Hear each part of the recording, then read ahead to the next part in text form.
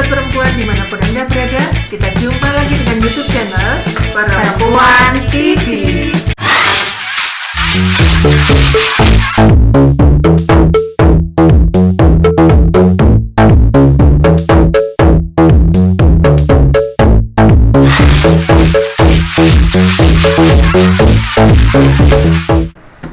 Kali ini squad merah, merah rek.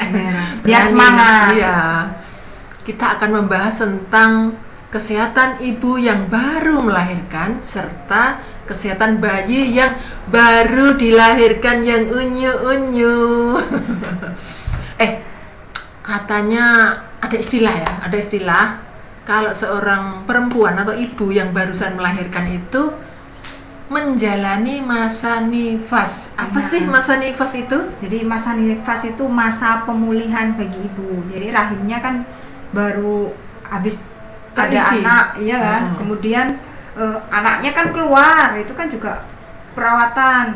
Ada sisa-sisa darah seperti itu kan akan keluar. Oh, Itu jadi masa- pembersihan di dalam.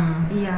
Jadi itu biasanya sekitar 6 minggu atau 40 harian. Oh, kalau orang Jawa makanya dibilang 8 atau 40 hari setelah melahirkan itu perempuan harus dimanja-manja dulu. Gak boleh kerja keras supaya rahimnya bersih kembali. Terus pada tempatnya yang seperti semula sebelum hamil. Terus itu lagi apa namanya? Luka-luka Iya. lewatnya si jabang bayi itu kan apakah melahirkan normal, apakah dengan operasi kan sama-sama ada luka. Perawatan untuk ininya ya, perawatan khususnya seperti itu. Berarti harus dirawat secara khusus ya. Iya. Diperhatikan betul. Betul. Biar nggak infeksi. Nah, seperti itu. Hmm. Apalagi untuk yang sesar itu perawatannya memang khusus. Betul. Nggak boleh ngangkat-ngangkat beban yang berat, kerja berat nggak boleh dulu. Sementara harus istirahat. Istirahat. Istirahat. Istirahat. Ya betul. Jadi kan kalau memang dipaksa untuk melakukan hal-hal yang berat, itu nanti bisa berdampak ke pendarahan, Mbak. Oh, ya jangan, bahaya sekali itu. Nah, itu. Kalau sampai pasca kelahiran pendarahan nggak berhenti, ya Allah, itu jangan sampai terjadi. Harus Membahayakan betul-betul nyawa si si ibu. ibu. Jadi masih masa-masa rawan, masa nifas itu Benar. diperhatikan betul kesehatannya. Apa? Makannya juga dijaga. Pola makannya itu dijaga. Hmm. Terus kemudian psikisnya juga dijaga. Iya. Jadi jaga kalau misalnya baru melahirkan itu masa baru ya, punya bayi itu pasti kurang Iya. istirahat. Jadi dukungan dari suami itu Betul. sangat-sangat diperlukan. Tetangga juga, misalnya nyambang bayi terus ngenyek ya, menghina. Loh, bayinya kok rada benjol si kepalanya. Nggak boleh ya. Nggak boleh. Ya, harus menguatkan ibu. Jadi memang harus dijaga Dipuji, karena ya. itu akan berpengaruh pada psikis ibu. Betul. Seperti Kalau itu. nyambang bayi, alhamdulillah, putranya sudah lahir, putrinya sudah lahir. Selamat berbahagia gitu loh ya. Jangan rasan-rasan itu kok benjol. Meskipun niatnya cuma bercanda, tapi kan kondisi pasca Iya. melahirkan itu biasanya lebih sensitif. Tuh nyakitin hati. Iya, iya seperti itu. Jangan ya. Didoakan yang baik-baik supaya sehat, supaya jadi orang yang hebat, jadi orang yang baik hati dan sebagainya. Jadi si ibu ini harus menjadi istilahnya menjadi primadona ya, harus diutamakan. Iya. Kesehatannya, makannya, psikis batinnya diutamakan juga. Terus pemulihan badannya ya, itu juga diutamakan. Periksa kemana? Periksa kalau misalnya lahirannya di bidan, periksanya ya ke bidan yang menangani. Kalau misalnya di dokter, kontrolnya ke dokter kan seperti itu. Jadi terpantau kondisi setelah melahirkan Iya. itu. Kalau di puskesmas berarti ya kontrolnya ke puskesmas. Terus berarti ibu ini kan habis melahirkan. Ketika melahirkan tuh kan membutuhkan tenaga yang banyak.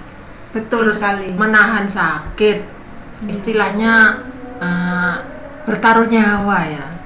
Setelah itu biasanya kan ibu itu kayak semacam ada yang lemas badannya, ada yang pengen istirahat. Nah, terus ada bayinya. Bayinya itu kalau misalnya pipis, ganti popok, si ibu ini ada loh yang jagain bayinya sendiri sampai 24 jam. Ngek, didelok sama ibunya sendiri.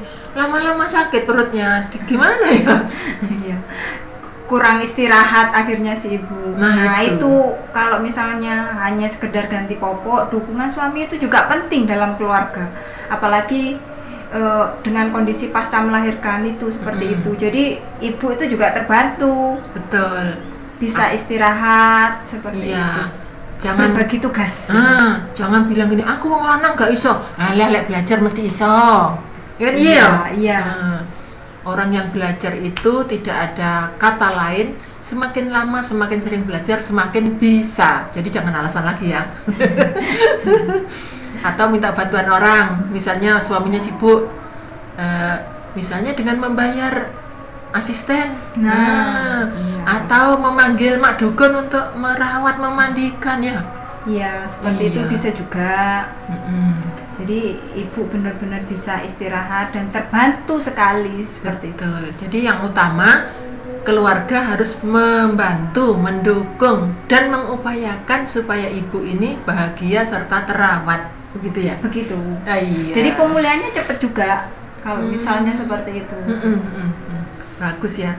Terus sekarang bayinya itu kan masih imut, masih rentan.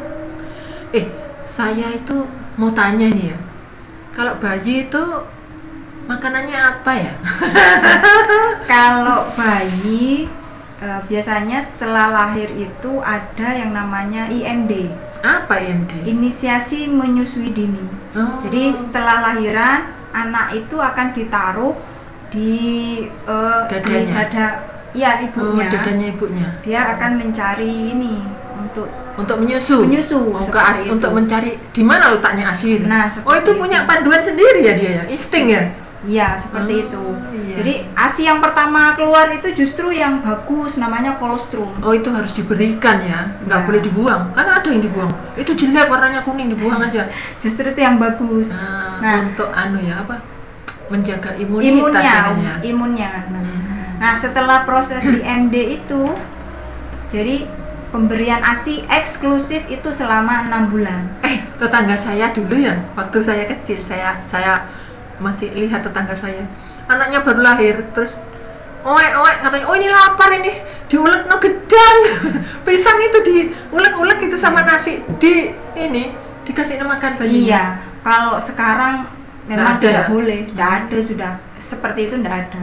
Jadi selama 6 bulan itu ASI eksklusif. Apa artinya itu?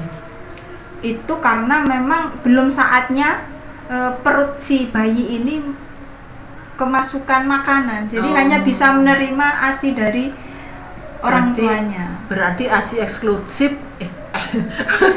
Soal dulu saya.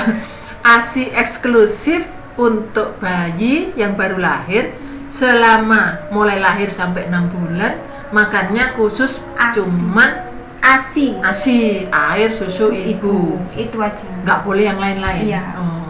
Jadi kan ada yang ditulang, ada yang dikasih makan, disuapin. Pisang yang dilumatkan tuh nggak boleh ya, belum cocok. Iya, takutnya nanti bermasalah di ususnya. Justru. Betul. Berarti bayinya diberi makan.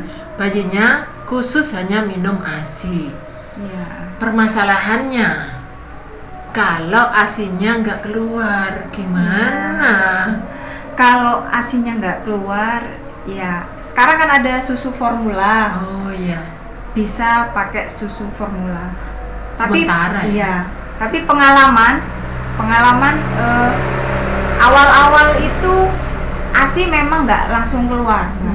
Ada yang langsung, ada yang nggak langsung. Ya, seperti itu. Jadi jeda beberapa hari, meskipun sudah memakan, minum suplemen untuk memperlancar ASI, tapi kadang ASI masih belum bisa keluar. Berarti jangan panik dulu ya kalau misalnya ASINya belum langsung keluar. Kalau panik nanti makin nggak keluar ASINya. Iya. Yang penting santai dulu, tenang dulu, diupayakan.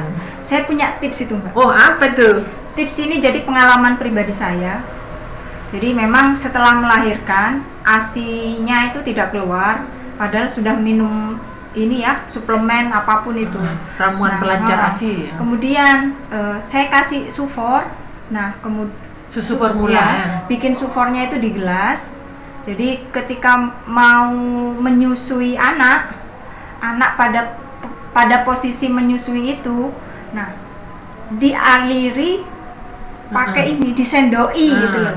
Dialirkan ke payudara ibu. Sehingga ya, seolah-olah dia ini minum ASI padahal itu sebenarnya sufor. Jadi pakai apa namanya?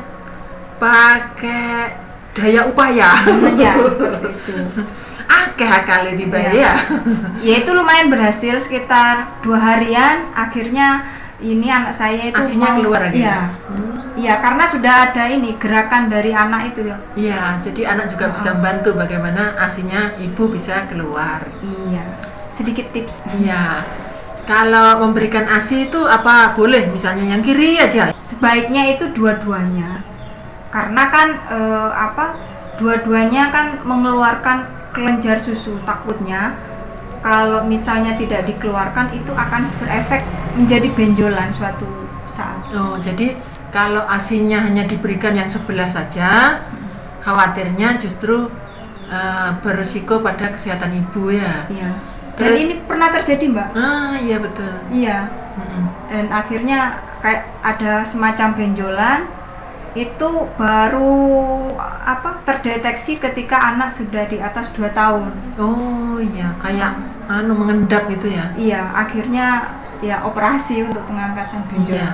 Terus katanya Bu Bidan ini ya, saya cuma dengar katanya Bu Bidan karena saya bukan bidan.